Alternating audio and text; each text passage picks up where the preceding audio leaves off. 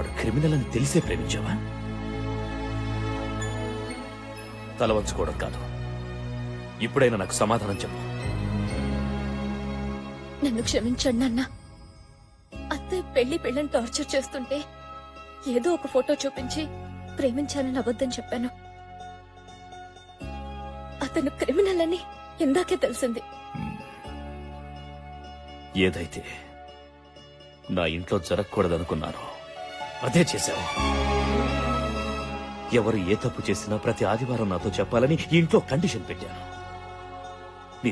మీరెవ్వరు దాన్ని సీరియస్ గా తీసుకోలేదు. ఎప్పటికప్పుడు చేసిన తప్పుల్ని తెలుసుకొని అవి సరిదిద్దాలనే ఉద్దేశంతో నేను ఈ కండిషన్ పెట్టాను. మీతో ఫ్రెండ్లీగా ఉండడం, ఫ్రీడమ్ ఇవ్వడం నేను చేసిన తప్పు. పాపం తనేదో తెలియక చేసి ఉంటుందండి. తెలిసి చేసినా తెలియక చేసినా తప్పు తప్పే. అయినా నాకిప్పుడే పెళ్ళొద్దు నాన్నని చెప్పుంటే సరిపోయేది కదా. What ever happened is happened. నిర్ణయం నీకే వదిలేస్తున్నా. ఏమండి ఏంటండి?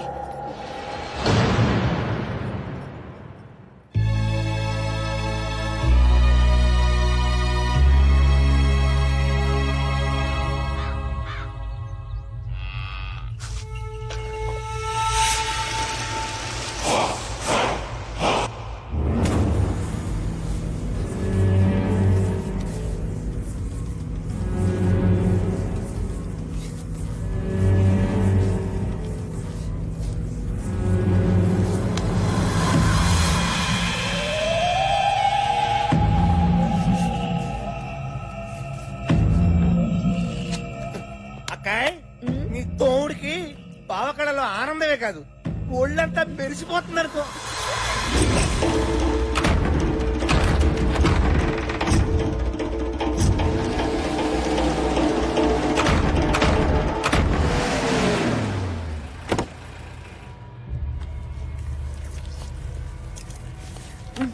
అజయ్ గారిని తీసుకొచ్చారా? వా పెనిమిటి, గుండె బలమే కాదు బుద్ధి బలం కూడా మస్తుగా ఉంది.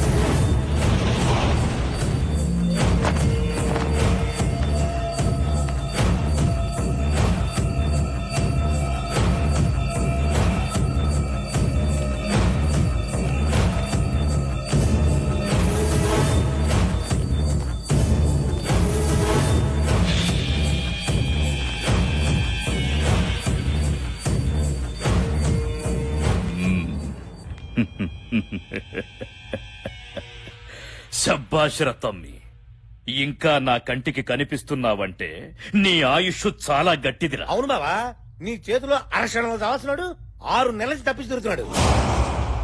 కోడిని గోస్తే తిన్నావు, గొర్రెను గోస్తే తిన్నావు, తాగిపిస్తే తాగినావు, నేను చంపమంటే చంపినావు.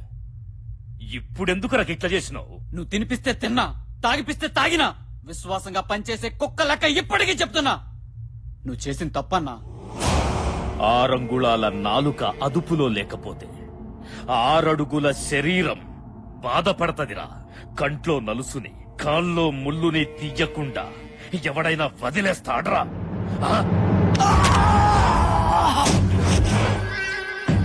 చావుతో ఆడుకోవద్దంటే విన్నావు కాదు. మనం ఆడుకున్నప్పుడు అది నిద్రపోద్ది, అది ఆడుకున్నప్పుడు మనం నిద్రపోతాం. ఇంకా లేవు. నువ్వు చంపమన్నది చంపించింది మామూలు మనిషిని కాదు, వేలాది మంది పూజించే దేవతని.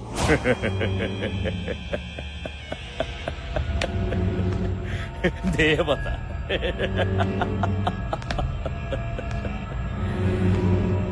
కత్తి పట్టిన వాడికి భయము, భక్తి ఉండకూడదురా. ఉంటే భగవంతుడు పైకి పిలుస్తాడు. ఆ రెండు ఉన్న నిన్ను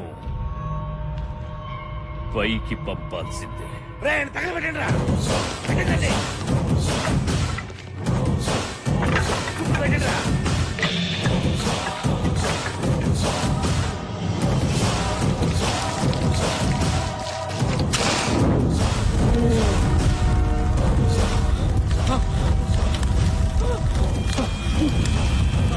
చేస్తావు త్వరలో నువ్వు చేస్తావు వస్తుంది పంచాక్షరి వస్తుంది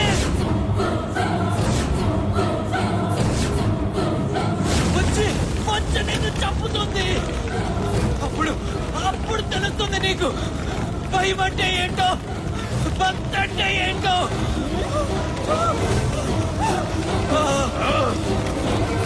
నా చేతుల్లో చచ్చిన పంచాక్షరి నన్ను చంపుతుందా మళ్ళీ వస్తుందా రమ్మను రానే రమ్మను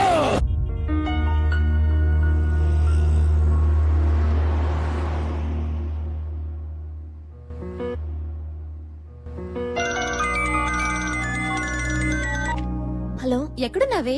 నేను రావట్లేదే. దస్ ప్రాబ్లం. ఏమైంది? మా పోచమ్మ నుంచి తప్పించుకోవడానికి ఇంట్లో ఓ ఫోటో తీసుకొచ్చి ఇచ్చాను కదా. అవును. వాడు పెద్ద క్రిమినలే. క్రిమినలా? ఒక్క ఫోటో వల్ల ఇంత ప్రాబ్లం జరిగిందంటే ఇంకా శ్రీరామ్ దగ్గర ఉన్న నా డైరీతో ఎన్ని ప్రాబ్లమ్స్ వస్తాయో. అయితే ఒక పని చెయ్యి, అర్జెంట్ గా నీ డైరీ తెచ్చేసుకో ముందు. తీసుకురావడానికి వెళ్తున్నా. సరే, ఓకే, బాయ్.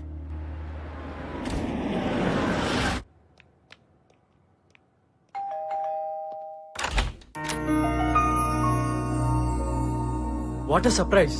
తిథి నక్షత్రం లేకుండా అతిథి రావడం చాలా ఆశ్చర్యంగా ఉందే. స్టోరీలొద్దు, నా డైరీ నాకివ్వు. ఓహ్ సారీ, మీ డైరీ నా దగ్గరే ఉండిపోయింది కదా. ఫస్ట్ టైం మా ఇంటికి వచ్చారు, కాఫీ తాగి డైరీ తీసుకుని వెళ్తారు కానీ రండి. ముందు నా డైరీ నాకిస్తే నేను వెళ్తాను. అరే ఎందుకంత తొందర, రండి ప్లీజ్ రండి. కూర్చోండి ప్లీజ్. జస్ట్ 1 minute, ఇప్పుడే వచ్చేస్తాను.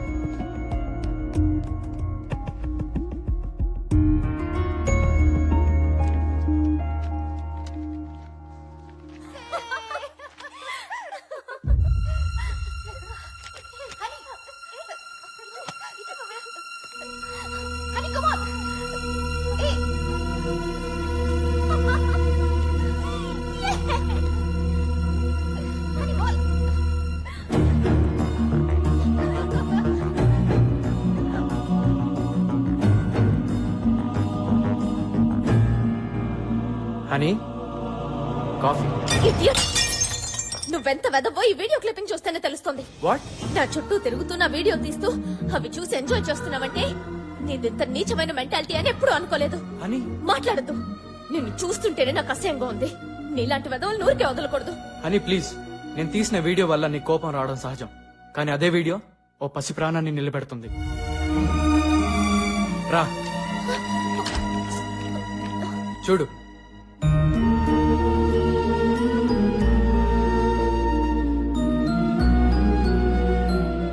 నా కూతురు లక్ష్మి.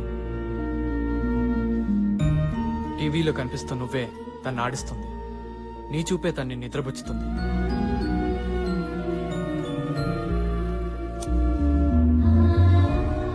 అమ్మా,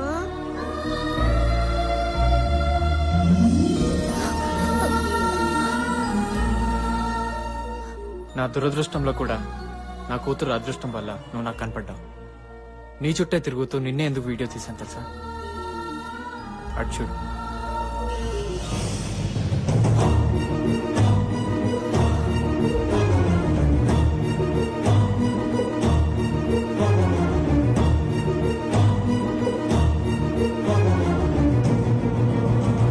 నా భార్య పంచాక్షరి.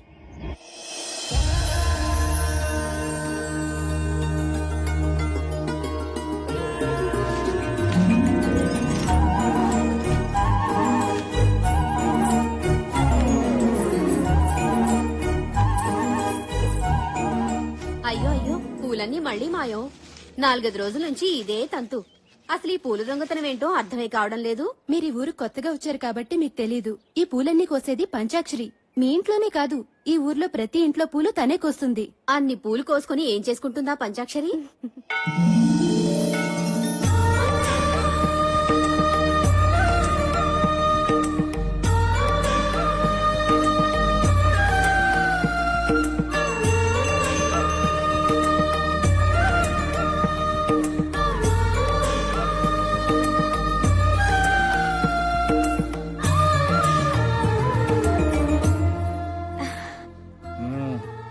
ప్రసాదం తీసుకోండి పంతులు గారు.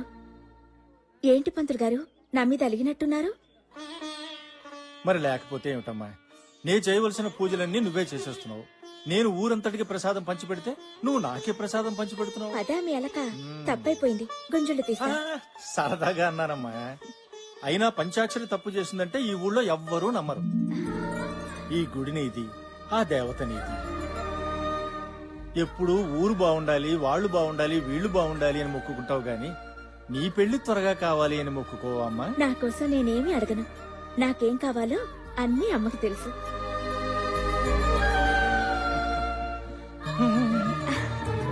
వెళ్ళొస్తాను పంతులు గారు. మంచిదమ్మా.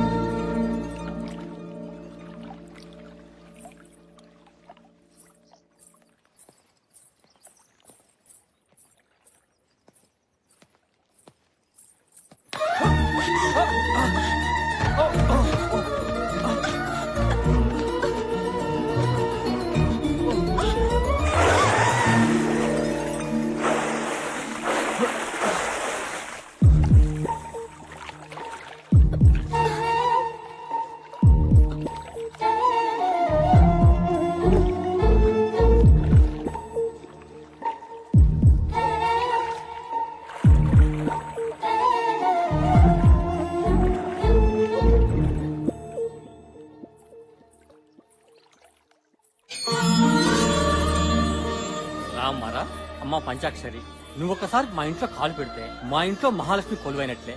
కష్టపడి కట్టుకున్న ఇల్లు గుడి కన్నా గొప్పది బాబాయ్. లోపలికి రామ్మా.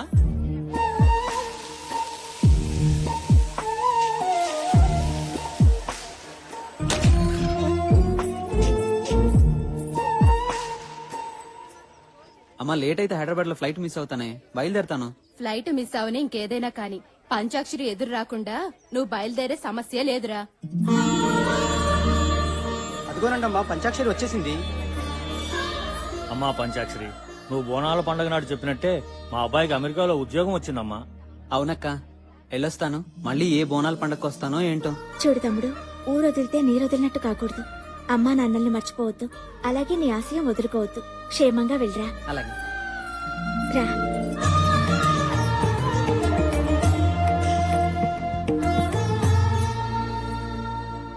నమస్కారం అండి. నమస్తే. ఎవరు బాబు నువ్వు? నా పేరు శ్రీరామ్. నాకు ఈ ఊర్లో ఎవరూ తెలియదండి, ఒక పంచాక్షరి తప్ప. ఎందుకు ప్రేమించానో చెప్పలేను కానీ ఎంత ప్రేమించానో చెప్పగలను. నా ప్రాణమంతా. మీ గురించి విన్నాను. నా గురించి చెప్పడానికి నాకెవరు లేరండి. మీరు నాకు పెద్ద దిక్కు కావాలి. అదయ్యా, ఆ కుర్రాడు తన మనసులో మాట చెప్పాడు. ఆ కుర్రాడు అనాథైనా బాగా చదువుకున్నాడు. శ్రీరామ్కి ఎవరూ లేరు గనక మన పంచాక్షరినిచ్చి పెళ్లి చేస్తే తనతో పాటు మీ ఇంట్లోనే ఉంటాడు. ఏమంటావు శంకరనారాయణ?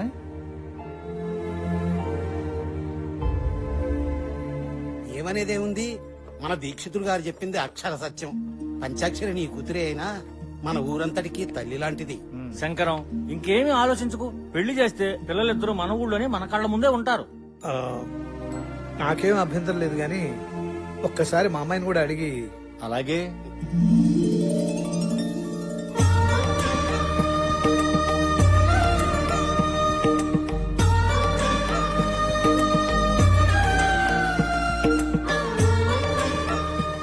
చూడు శ్రీరామ్, నీ చేతుల్లో పెడుతున్నది మా పంచాక్షరిని కాదయ్యా, మా ఊరి పంచప్రాణాన్ని.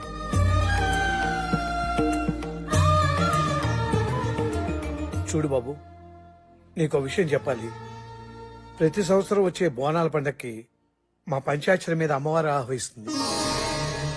తను నా భార్య అయితే భర్తగా ప్రేమిస్తాను, దేవత అయితే భక్తున్నే పూజిస్తాను. ఏం శంకరనారాయణ, ఇంట్లోనే ఉన్నావా? ఇదిగో నా మనవరాలతో ఆడుకుంటున్నాను. ఏం బాబు, బాగున్నావా? బాగున్నానండి. ఏమిటి ఊరు పెద్దలంతా కట్టకట్టుకు వచ్చేసారు? నీకు తెలియదేముంది, రేపు మంగళవారం నుంచే మన ఊళ్ళో బోనాలు. అవునవును, చాటింపు ఇక్కడి నుంచే ప్రారంభించడం మన సంప్రదాయం కదా. శుభం. అలా కానివ్వండి. అమ్మాయికి పసుపు కుంకాలు ఇవ్వండి.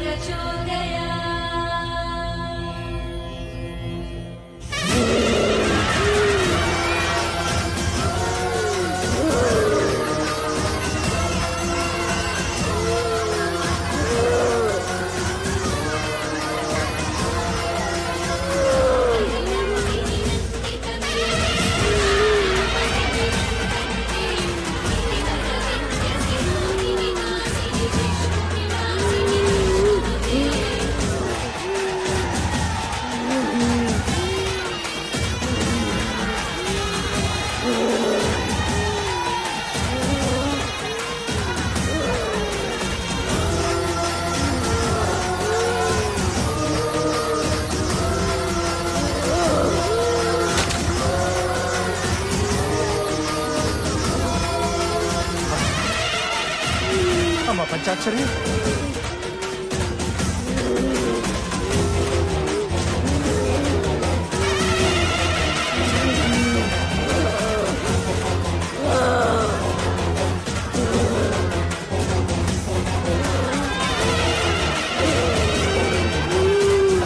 అమ్మా అమ్మా అభయ దుర్గాదేవి అమ్మా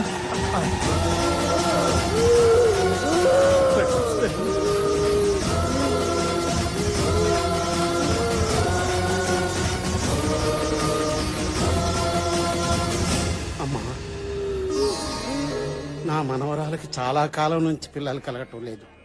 అసలు సంతాన యోగం ఉందో లేదో చెప్పు తల్లి. పుడతారా పుడతారు, నీ బిడ్డకి పిల్లలు పుడతారు. అమ్మా మా ఆయనకి 2 నెలలుగా ఒంట్లో బాగోట్లేదమ్మా. నాకు చాలా భయంగా ఉందమ్మా. ఆయన ఆయుష్ గట్టిది, వచ్చిన రోగం వెనక్కిపోద్ది. అట్లాగే అమ్మా. ఓపిక పట్టు.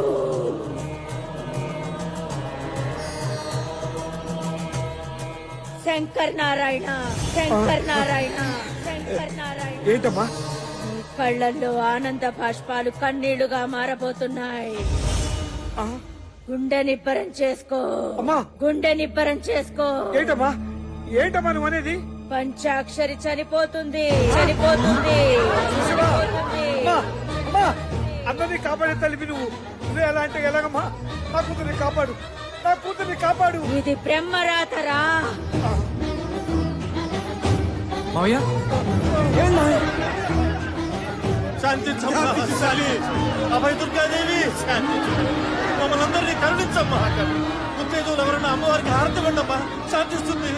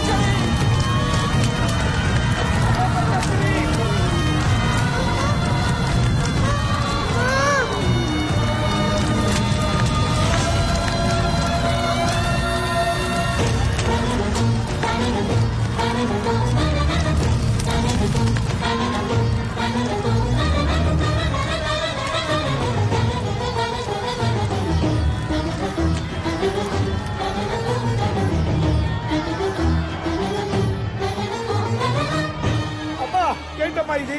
ఏంటి దారుణం? ఈ గుడి ఒళ్ళో పుట్టిన నా బిడ్డని సాక్షాత్తు నువ్వే అనుకుని ఈ ఊరంతా కొంచారే. అలాంటి బిడ్డని ఈ గుళ్ళోనే ప్రారంభిస్తావా? లోకానికందరికి నువ్వు తల్లి అనిపించుకుంటే సరిపోతుందా? ఈ బిడ్డకి తల్లి అవసరం లేదా?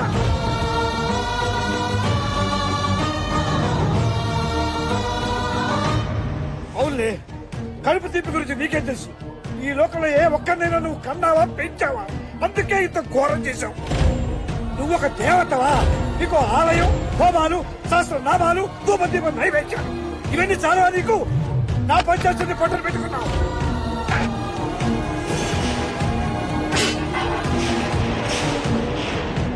నీ కళ్ళు మూసిపోయాయి. ఒక్కసారి కళ్ళు తెరిచుడు. రాక్షస సంహారం చేశానని పురాణంలో చెప్పుకుని విర్రవేగటం కాదు. నీ అవసరంతో పుట్టిన నా బిడ్డని కాపాడుకోలేకపోయానన్న అపఖ్యాతి నీ చరిత్రలో రాసుకో, రాసుకో.